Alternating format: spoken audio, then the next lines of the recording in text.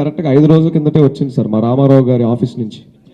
ఎన్టీఆర్కి ఎన్టీఆర్కి సంబంధం లేదు అని. అందుకే మేము వెంటనే ఒక న్యూస్ ఛానల్ అడిగినప్పుడు మేము డిబేట్లో మొరబెట్టుకున్నాం. మేము పడుతున్న కష్టాలు ఇది, మా ప్రాబ్లమ్స్ ఇవని. ఇప్పుడు మీరు అన్నారు మేము వ్యక్తుల దగ్గరికి వెళ్ళి అడగట్లా, వ్యవస్థల దగ్గరికి వెళ్ళి సిఎస్ఆర్స్ రైజ్ చేస్తున్నాం. And CSRs is 100% legitimate and on bylaw. అదే సార్ నేను అంటుంది, ఇది ప్రెస్ మీట్ ప్లానింగ్ కంటే తర్వాత జరిగింది, ఇది ప్రెస్ మీట్లో మనం మాట్లాడుకోవడం కంటే తర్వాత జరిగింది, 4 రోజుల కింద జరిగింది. దీని వెనకాల ఎవరున్నారు, ఎందుకు ఇలాంటి స్టేట్మెంట్ వచ్చింది, 7 సంవత్సరాలుగా కష్టపడి పనిచేస్తున్న ఒక వ్యవస్థ మీద ఇలా వేయడానికి గల రీజన్స్ ఏంటి, ఇవేం మాకు తెలియవు కదా. మేము బాధపడుతుంది అదే కదా ఇప్పుడు మీ ముందుకు వచ్చి వ్యక్తం చేసుకుంటుంది. అండ్ మంచి పని ఎవరు ఆపాలని ఎవరు చూడరు సార్. గవర్నమెంట్కి అన్ని లెక్కలు చెప్పాలి సార్. ఎవరు ఇక్కడ సిఎస్ఆర్ ఫండ్స్ని మిస్యూజ్ చేయడానికి లేదు. అది మనం ఇండివిజువల్గా ఎవరి దగ్గరన్నా ఫండ్ తీసుకుంటే దాన్ని ఏమైనా చేయగలరు. సిస్టంలో మన అందరి ముందు జరుగుతున్నాయి, మన అందరికీ తెలిసిందే. ఇదేందా మనం దాపరికాలు ఏం లేవు. కానీ ఒక వ్యవస్థ దగ్గర మనం ఒకటి తీసుకుంటున్నాం అంటే దానికి ప్రతిదీ పేపర్ వర్క్ ఉంటుంది. ఇన్ రిటర్న్ మేము వాళ్ళకి కొన్ని సర్టిఫికేట్స్ ఇష్యూ చేయాలి. ఇది ఏది కూడా గవర్నమెంట్కి తెలియకుండా జరగదు, మేము దాచిపెట్టేది కాదు సార్. ఈ పరిస్థితి ఇప్పుడు ఎదురైంది అంటున్నాను నేను. దీని ప్రోగ్రామ్ స్టార్ట్ చేయకముందు, మేము పోస్టర్ వేయకముందు, ప్రెస్ మీట్ అనౌన్స్ చేయకముందు జరగలేదు. 5 రోజుల కింద జరిగింది సార్. సాయిరూప్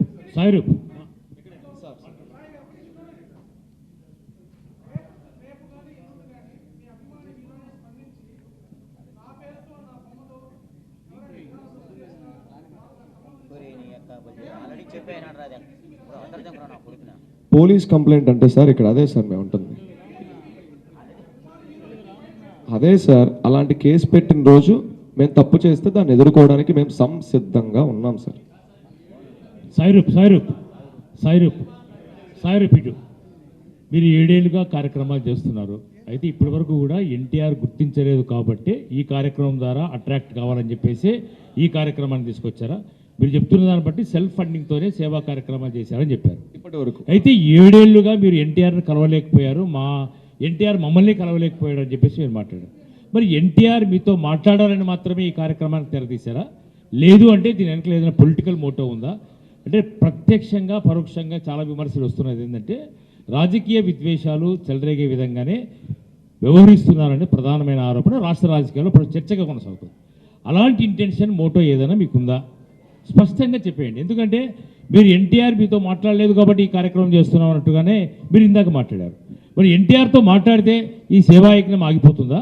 లేదు ఈ సేవాయజ్ఞం కొనసాగాలంటే ఎన్టీఆర్ సహకారం ఉండాలని చెప్పేసి మీరు కోరుకుంటున్నారు. ఎన్టీఆర్ గారితో మాట్లాడే అవకాశం వచ్చిన రోజు మా అన్నకి మేము ఈ కాన్సెప్ట్ని ఇంకొకసారి ఎలాబొరేటివ్గా క్లియర్గా చెప్పుకొని అప్రోచ్ ఇదన్నా, లీగాలిటీస్ ఇవన్నా, ప్రోగ్రామ్ అవుట్పుట్ ఇలా ఉండబోతుంది, ఇంత స్పాన్ ఉంది, ఇన్ని సంవత్సరాలు ఇవన్నీ చెప్పి ఒక సినిమా కథని ఎలా అయితే ఫుల్ బౌండ్ స్క్రిప్ట్గా చెప్తామో ఈ ఊరు కూడా అలాగే చెప్పి, అరే నువ్వు ఆపేరా నాకొద్దు అంటే ఒక టైట్ హగ్గిచ్చి క్షమించన్నా నేను ఇబ్బంది పెట్టుంటే అని చెప్పి నేను అక్కడ వెనక్కి తిరిగి చూడకుండా వెళ్ళిపోయి నా పని నేను చేసుకుంటాను.